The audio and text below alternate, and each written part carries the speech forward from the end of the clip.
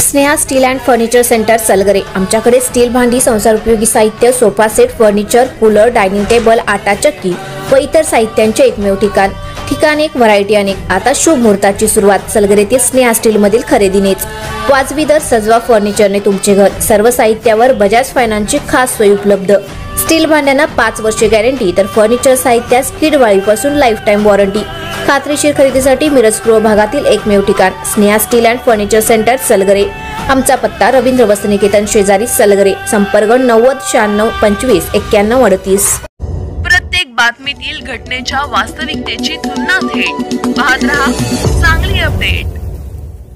सांगोला महामार्गावर जत पासून 4 किलोमीटर अंतरावर ट्रक व दुचाकी यांच्या समोरासमोर धडक होऊन झालेल्या अपघातात दुचाकीवरील देवदत्त दिलीप शिंदे वय 20 व यशराज नाना शिंदे वय 15 दोघे राहणार शेगाव तालुका जत हे दोघे जण ठार झाले।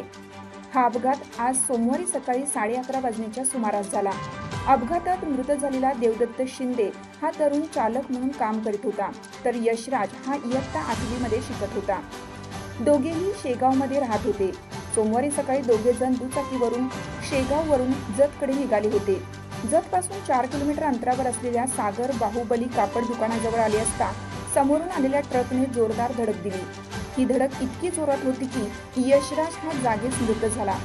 गंभीर जखमी देवदत्तला जत ग्रामीण रुग्णालयात उपचारासाठी आणलं, मात्र त्याचाही मृत्यू झाला। अपघातात दुचाकी ट्रकमध्ये घुसून चक्काचूर झाली।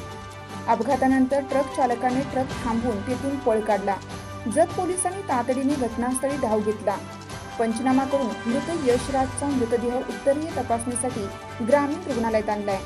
अपघातात दोघे युवक मृत झाल्यामुळे शेगाव गावावर शोककळा पसरली आहे।